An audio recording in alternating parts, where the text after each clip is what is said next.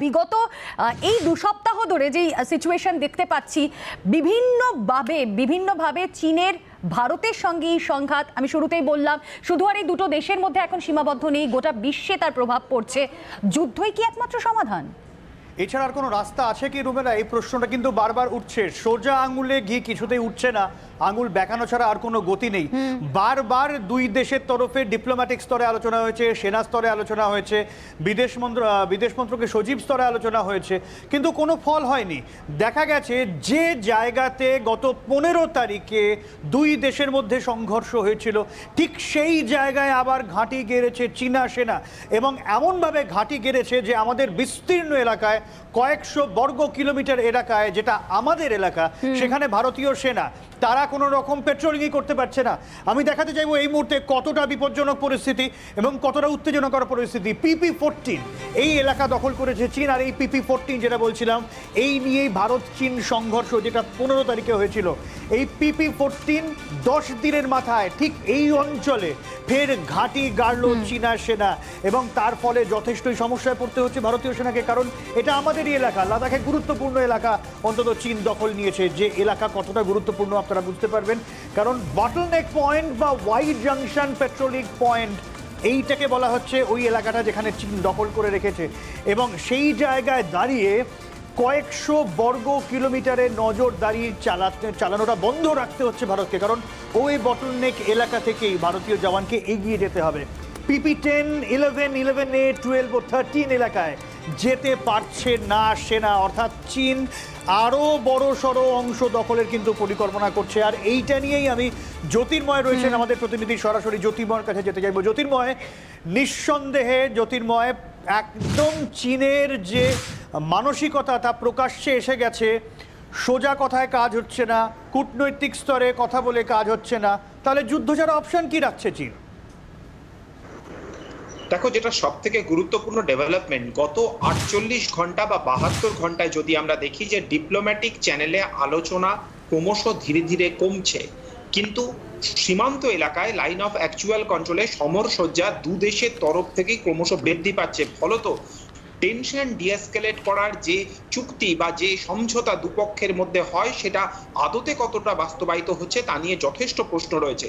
তুমি যে জায়গার কথা বলছো PP-14, সেই PP-14 ছাড়াও যে খবর আমরা পাচ্ছি, বটলনেক পয়েন্ট, ওয়াই চ্যানেল, অর্থাৎ যে জায়গাটা অত্যন্ত গুরুত্বপূর্ণ ভারতের জন্য, PP-10 এবং PP-11 এর মধ্যে, যদি এই জায়গা যদি চীন ক্রমাগত দখল করতে থাকে, এবং সেখানে যে খবর আমরা পাচ্ছি যে সেখানে শুধু চাইনিজ আর্মির টেন্ট বসেনি, সেখানে গুরুত্বপূর্ণ মিলিটারি ইনস্টলেশন বসছে, সেখানে হেভি ভেহিকল সেখানে মোতায়েন করে রাখা হয়েছে, এবং প্রতি মুহূর্তে প্রচুর সংখ্যক চাইনিজ আর্মি সেখানে পেট্রোল করছে। স্বাভাবিকভাবেই এই জায়গা যদি চীন ক্রমশ এগোতে থাকে এই জায়গা থেকে, তাহলে যে সমস্যার মধ্যে আমরা পড়ব, শুধুমাত্র ভারতীয় ভূখণ্ডের ওপর নতুন নতুন জায়গাতে চীনের আগ্রাসন তৈরি হবে তা নয়, বেশ কিছু স্ট্র্যাটেজিক এয়ার স্ট্রিপ রয়েছে এই এলাকাতে, যেগুলো ভয়ঙ্কর বিপদের মুখে এসে পড়বে। ফলত সমস্ত এলাকাটা একটা চরম ধোঁয়াশার মধ্যে এই মুহূর্তে রয়েছে। গতকাল আমরা দেখেছি যে চীনে নিযুক্ত ভারতের রাষ্ট্রদূত তিনি স্পষ্টভাবে জানিয়েছেন যে লাইন অফ অ্যাকচুয়াল কন্ট্রোলের টেনশন কিন্তু শুধুমাত্র এই এলাকার মধ্যে সীমাবদ্ধ নয়, এই টেনশন যত বাড়বে, আদতে দুটি দেশের মধ্যে বাইল্যাটারাল টাইজ ক্রমশ ক্ষতিগ্রস্ত হবে। একদমই জ্যোতির্ময়, এবং ভারতের রাষ্ট্রদূত কিন্তু এটাও পরিষ্কার করে দিয়েছেন যে যদি কোনোভাবে প্রকৃত নিয়ন্ত্রণ রেখার অবস্থান পাল্টানোর চেষ্টা করে চীন সেনা, তাহলে তার পরিণাম ভয়ঙ্কর হবে। এবং এই জায়গায় দাঁড়িয়ে ভারত কিন্তু যথেষ্টই প্রস্তুত রয়েছে, যে কোনো মুহূর্তে যে কোনো রকম পরিস্থিতির জন্য ভারত কিন্তু প্রস্তুত রয়েছে। এবং এইবারে কোনো আলোচনা নয়, একেবারে চীন যে ভাষা বোঝে ঠিক সেই ভাষায় জবাব দিতে ভারত তৈরি, কারণ সহ্যের সমস্ত সীমা ছাড়িয়ে গেছে ভারতের তরফ থেকে।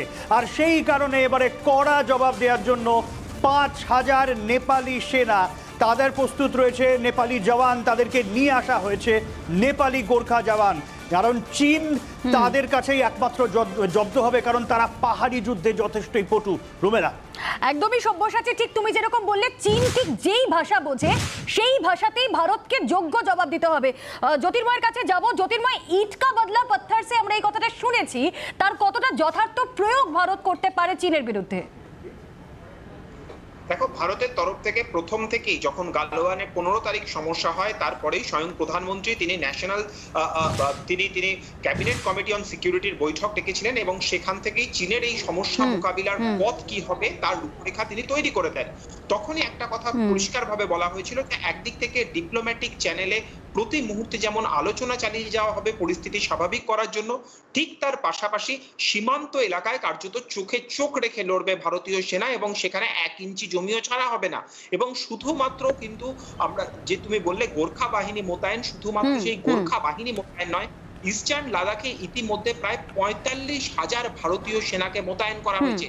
সেখানে T-90 বিশ্ব ট্যাঙ্ক সেখানে রাখা হয়েছে, সেখানে প্রতি মুহূর্তে ফোর্সের যুদ্ধ বিমান সেখানে টহল দিচ্ছে। অর্থাৎ পরিস্থিতি এই মুহূর্তে টান টান উত্তেজনাময়, কোন রকম একটা প্ররোচনা এলে সঙ্গে সঙ্গে প্রত্যাঘাত দিতে ভারতীয় সেনাবাহিনী এই মুহূর্তে প্রস্তুত। এবং যে কথা বারবার সতর্ক করিয়ে দেওয়া হচ্ছে যে এই সমস্যা কিন্তু সীমান্ত এলাকার সমস্যার মধ্যে সীমাবদ্ধ নয়, বাইল্যাটারাল টাইজ ক্ষতিগ্রস্ত হবে, সমস্ত দক্ষিণ এশিয়ার স্থিতাবস্থা সম্পূর্ণভাবে ক্ষতিগ্রস্ত হবে।